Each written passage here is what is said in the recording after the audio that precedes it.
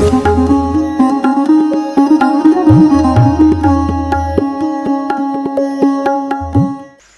बेटी उधर है तो बेटा उधर है, तो विकल्प चलते हैं। यानी कहीं ना कहीं इष्ट वियोग ना हो जाए इसकी कल्पना, ये आर्त ध्यान में आता है। अनिष्ट का संयोग हो गया या हो ना जाए इसकी कल्पना, चिंतना, कुछ भी हो वो नहीं आना चाहिए यहां पर।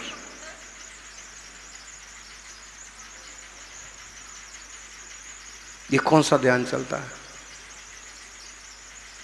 भैया? संसार में सब जीवों को, सबको कहते हैं,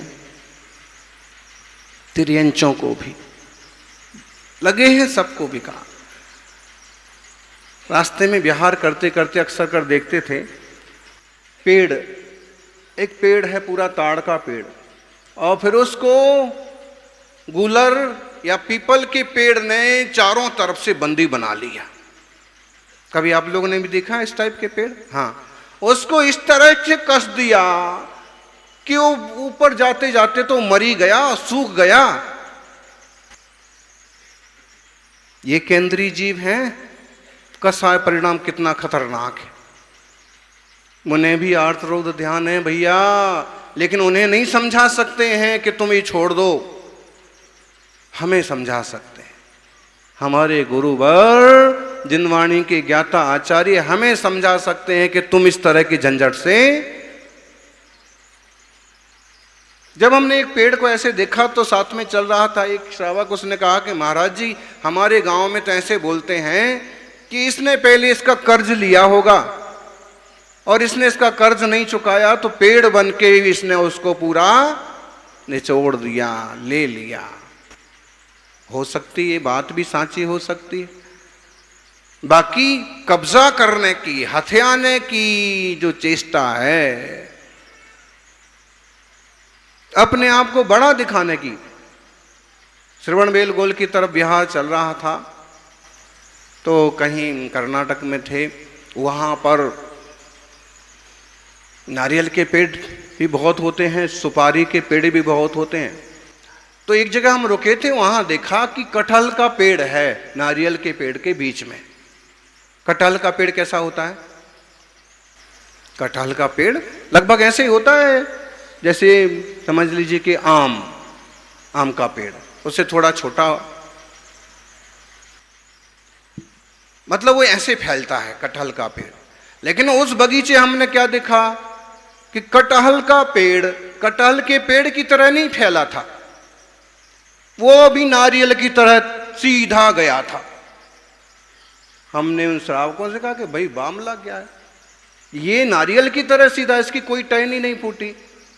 लोगों ने कहा कि ऐसा तो हमने भी पहले देखा। हमने कहा कि ये स्पर्धा, ये केंद्रीय होने के बाद भी मैं तेरे से लंबा होके दिखाऊंगा। मन नहीं है उसको, मन नहीं है, कसा है। ये नारियल का पेड़ लंबा हो रहा है तो मैं भी तेरे से लंबा होके, जबकि इसका लंबा होना इसकी फितरत में नहीं है, इसकी प्रकृति में नहीं है। लेकिन यह केंद्रीय में भी होता है। 2 इंद्रिय 3 इंद्रिय में तो देखा ही है, 4 इंद्रिय पंचेंद्रिय बैलों में तो देखा ही होगा है। बैलों को घास डालो तो वो अपनी खाने की बजाय दूसरे की खाने की कोशिश करता है। दोनों को अलग अलग उसमें रख दो पात्र में, अच्छे से भूसा सानी बना के, तो भी। इसलिए जो समझदार घोड़े वाले होते हैं वो सीधा घोड़े के मुंह में चने की थैली बांध देते हैं ताकि इसकी उसकी में मुंह नहीं डाल सके।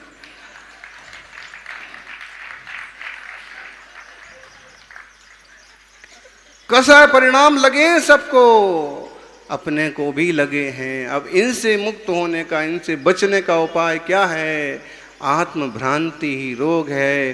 सद्दर्शन उपचार, सही दर्शन हो जाए, सम्यक दर्शन हो जाए, ये उपचार है।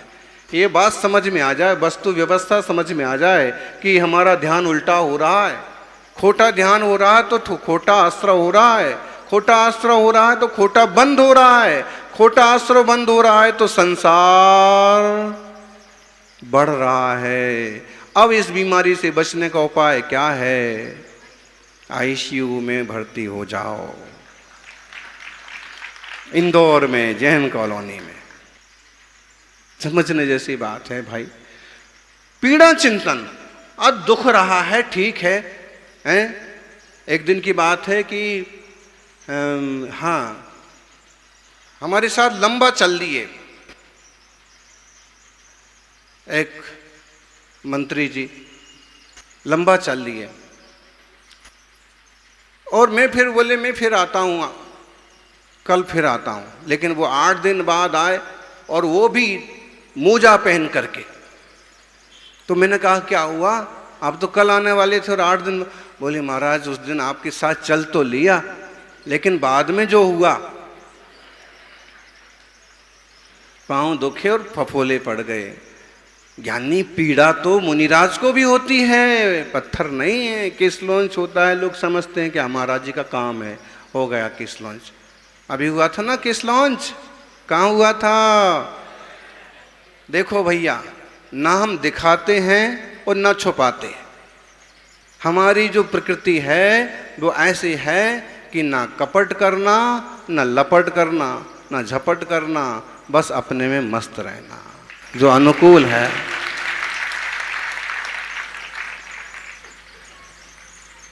ना नियत ना अनियत, अपितु जो सहज रूप से हो जाए। तो किस लॉन्च हुआ, पीड़ा नहीं होती होगी। अच्छा, किस लॉन्च करते करते केस ही गायब हो गए। अरे तपस्वियों के मुड़े हुए सिर को देखो, उनकी तपस्या इतनी कठिन, इतनी लंबी हो गई कि केस लॉन्च करते करते उनके सिर पर केस ही नहीं बचे। और ऐसे ही वक्त आएगा कि एक दिन उनके मन पर, आत्मा पर एक कर्म भी नहीं बचेगा। लेकिन नई नई वय वाले जो छोटे छोटे साधु घने घने के लॉन्च करते हैं, तब देखो पीड़ा तो होती है, लेकिन पीड़ा का चिंतन नहीं होता। पीड़ा चिंतन मत करो ज्ञानी, पीड़ा चिंतन करोगे तो पीड़ा मिलेगी, और पेड़ा चिंतन करोगे तो पेड़ा मिलेगा। अच्छा सोचोगे तो अच्छा होगा, उल्टा सोचोगे तो अच्छा सोचो, अच्छा ही होगा, सबका अच्छा होगा। कर भला, इष्ट वियोग, अनिष्ट संयोग, पीड़ा चिंतन और निधान बंध। भैया इतनी सी पूजा क्या कर ली हैं, इतनी सी सेवा क्या कर ली, इतना बड़ा फल चाहते हैं। आप अपनी सेवा करो, भक्ति करो। कर्मण्येवाधिकारस्ते मां फलेषु, कर्म करो, फलों की इच्छा मत करो, धर्म ध्यान करो, उससे निदान बंध मत करो। बोले महाराज जी की इतने दिन सेवा की, नाम तक नहीं लिया।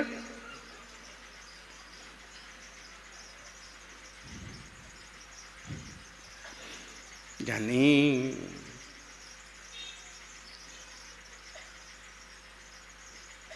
अच्छी सोच का अच्छा फल होता है, आप वहां आप होता है। विकल्प में मत जाओ, खोटे ध्यान से, आर्त ध्यान से बचो। और रौद्र ध्यान तो और बुरी चीज है। आर्त ध्यान तो समझ लो आपसे संबंधित है, कि बिछड़ गया, कि मिल गया, कि गलत आदमी ने बाजू में दुकान खोल ली, कि गलत, तो वो तो ठीक है कि एकदम पास में है। लेकिन रौद्र ध्यान, उसमें तो आप चाहें तो बिल्कुल साइलेंट रह सकते हैं। हिंसा नंदी रौद्र ध्यान है। अब किसी को तकलीफ हो रही है और आप खुश हो रहे हैं, किसी की जान जल रही है और मुगेम्बो खुश हो रहा है, बताइए ये रौद्र ध्यान है। इससे क्या मिलना भाई? ठीक है अभी सबका कोई संकट में ना पड़े, ये ध्यान में रहना चाहिए, ऐसे विचार। हिंसानंदी, मृषानंदी, झूठ बोलने वाले, चोरी करने वाले लोगों की अनुमोदना करना। हम तो एक उदाहरण देते हैं क्रिकेट खेलने वालों का। भारत की टीम, पाकिस्तान और भारत का जब क्रिकेट होता है तो आप देखिए बिना कहे कर्फ्यू लग जाता है भारत में। इतने लोग टीवी व पर्दे के सामने चिपक के बैठते हैं कि रास्ते खाली हो जाते। देखना क्या है, मिलना क्या है। लेकिन एक सोच है, ऐसे लगता है कि अगर क्रिकेट जीत गए तो समझ लो हम पूरा देश जीत गए हों। अच्छा, वो खिलाड़ी ठीक है, उनको तो 5 करोड़ 10 करोड़ कुछ ना कुछ मिलने वाला है एक एक को, और ये आदमी जो अपना माथा कूटता रहता है, अपना टीवी फोड़ता रहता है, इसको क्या मिलना है? केवल रौद्र ध्यान। काहू की जय हार न चिंते, किसी की विजय हो कोई हार जाए, इस तरह की प्रवृत्तियां, इस तरह की सोच नहीं होना चाहिए। ठीक है, सहज थोड़ा बहुत चौर्यानंदी, चोरी करके, कपट करके, मिलावट करके लोग आनंद मनाते हैं, खुशी मनाते हैं। लोगों को आपस में भिड़ा करके, किसी को नीचा दिखा करके खुशी मनाते हैं। ऐसा मत करो, ये रौद्र ध्यान में आता है। परिग्रहानंदी, धन संपत्तियां इकट्ठी कर करके बहुत ज्यादा खुश मत हो, क्योंकि सब यहां का यहां रखा रह जाता है। साथ में अगर जाता है तो अपना कर्म जाता है। आप श्रावक हैं, श्रावक की भूमिका के अनुसार संग्रह कर लो, लेकिन उसका सदुपयोग भी करते जाओ। अपनी कमाई का 7वां 8वां हिस्सा तो हमेशा धर्म ध्यान में, देव पूजा में, गुरु उपासना में, दीन दुखी कमजोर लोगों की सेवा में या किसी के स्वास्थ्य और शिक्षा में लगना चाहिए। ख्याल बना रहेगा कि ये सब मेरा ही नहीं है, और मेरा है तो मैं इसका सदुपयोग करूं। लालच कम होगा, तृष्णा कम होगी। परिग्रहानंदी, ये सारे कुध्यान मिटें और धर्म ध्यान हो। ये उपचार है, ये बीमारियां हैं और ये उपचार है। धर्म ध्यान हो, सबका जीवन धर्ममय बने। और धर्म मतलब क्या? बत्तु सहाओ धम्मो, वस्तु का स्वभाव धर्म है। हमारा जो ज्ञाता दृष्टा स्वभाव है, हमारा जो शांत स्वभाव है, वो शांत रहना, उसी में ही दृष्टि रहना, ज्ञायक स्वभाव की खबर रहना, ये धर्म है। मंदिर जी गए, बोले धर्म हो गया, धर्म नहीं हुआ, धर्म का सहयोगी हुआ। मंदिर हमारे धर्म ध्यान का सहयोगी है। वहां जाकर के हमारे जो परिणाम निर्मल होते हैं वो धर्म हुआ। अगर मंदिर गुरु कसाय और क्लेश के कारण बनने लग जाएं, देव शास्त्र गुरु जो संबर निर्जरा के जो विशुद्धि के साधन हैं, वो अगर क्लेश के साधन बनने लग जाएं तो कैलाश जी क्या करना चाहिए? फिर ICU में भर्ती हो जाओ। क्यों ये बीमारी हो रही है, ऐसा क्यों हो रहा है, तो इलाज मालूम पड़ेगा। सौभाग्य है, उत्तम जिनवाणी का मार्गदर्शन हम सबको मिला है, चतुर्मास का संयोग मिला है। बाहर बाहर की यात्रा बहुत हो गई, जग में होरी हो रही, बाहर निकले कूर, जो घर में बैठा रहे काहे लागे दूर। भाई संसार में तो होली हो रही है, देख लो आप, हमसे क्या पूछते हो? हमसे ज्यादा खबर तो आप रखते। संसार में होली हो रही है। होली में क्या होता है? सड़क पर निकलोगे और तुम राष्ट्रपति क्यों ना हो, कितने ही अंतर्मुखी हो, होली के दिन अगर सड़क पर निकलोगे तो लोग पूतने वाले ही हैं।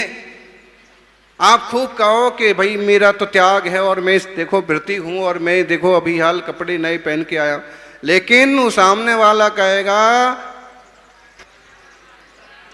बुरा ना मानो, ऐसा वो एक दिन होता है और संसार में हर रोज हो रहा है। क्या? बुरा ना मानो होली है। सब जने देखिए, आप लोग, आपको क्या समझ में आता है? एक सज्जन आए और कहने लगे, उनका परिचय दिया दूसरे ने। उनने कहा कि महाराज जी, इनके एक बेटा जो हैं वो इंजीनियर है, इनका दूसरा बेटा बड़ा उद्योगपति है, तीसरा बेटा राजनीति में उसका कोई मुकाबला नहीं है, तीनों बेटे एक से बढ़ के एक हैं। खुश कौन हो रहा है? पिताजी। उनको ये समझ में नहीं आ रहा है कि आदमी क्या कह रहा है। इसका भावार्थ ये भी तो हुआ कि तीनों तो बहुत बुद्धिमान हैं, लेकिन यही बेवकूफ है। ये तीन तो कुछ ना कुछ हैं, लेकिन ये क्या करे जाए भैया। अरे हमारे यहाँ हिसाब लगाने वाले तो कैसे कैसे हिसाब लगा लेते हैं। आज समझ लीजिए कि रास्ते चलते, आज तो पाद प्रक्षालन से हम बच ही रहे थे, लेकिन समझ लो कि 10 जगह पाद प्रक्षालन करने का किसी को मौका मिल गया। ऐसे कुछ लोग होते हैं बीच में से घुस करके और फट से कूद के, तो वो हिसाब लगाते हैं कि सभा में तो कम से कम 21,000 में लगता है, और आज हमने रास्ते में 10 जगह कर लिए पाद प्रक्षालन, 2 लाख का फायदा हो गया। क्या होता है? तो गया देखा जाए तो, लेकिन यानी ऐसे करने से फायदा भी क्या है? ये जो व्यवस्थाएं हैं वो इसलिए हैं, अब पाद प्रक्षालन के लिए पुकार रहे थे, इसलिए पुकार रहे थे कि बड़ी बड़ी व्यवस्थाएं रहती हैं तो कोई ऐसे जीव आगे आ जाएं जिनके दान करने की भावना है और जो सक्षम है, ताकि व्यवस्थाएं भी चलती रहें, लोगों को, श्रावकों को लाभ मिलता रहे। कलश स्थापना के पीछे भी यही भाव है, ताकि जो सक्षम लोग हैं वो विशेष रूप से अर्थदान कर लें और बाकी लोग अपने हिसाब से करें, लेकिन धर्म लाभ सबको मिले। चतुर्मास में भक्ति पूजा का लाभ सबको मिले, भावना यही रहती है। फिर जो जितना तृष्णा छोड़ता है उतना भाग्यशाली, पुण्य कमाता है। इसी ढंग से आप लोग धर्म लाभ लें।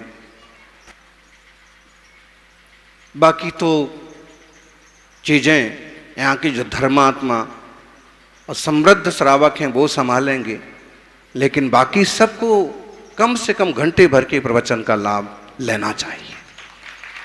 ये जो सुबह का 1 घंटा होता है, जिन वाणी की 4 बातें सीखें और अपने जीवन को बदलने का पुरुषार्थ करें, सबका जीवन मंगलमय हो। आज तो लेट हो गए, ये तो विमल जी आ गए थे, आधा घंटा और लेट हो जाते, फिर भी अभी अपन यहीं विराम करते हैं।